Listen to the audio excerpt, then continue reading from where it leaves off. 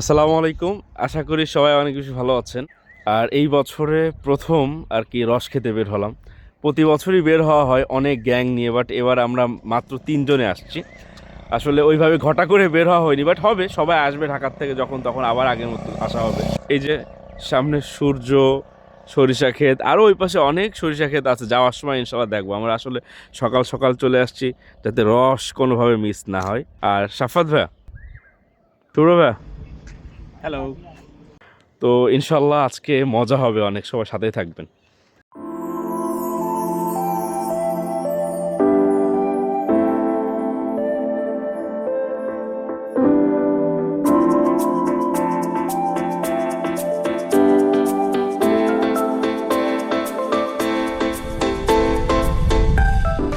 যাক, আলহামদুলিল্লাহ এই বছরের প্রথম রস আমরা পেয়ে গিয়েছি।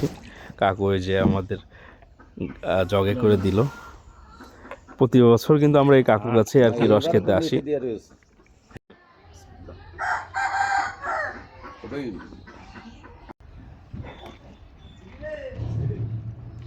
এগুলো বাসার জন্য নিয়ে যাব।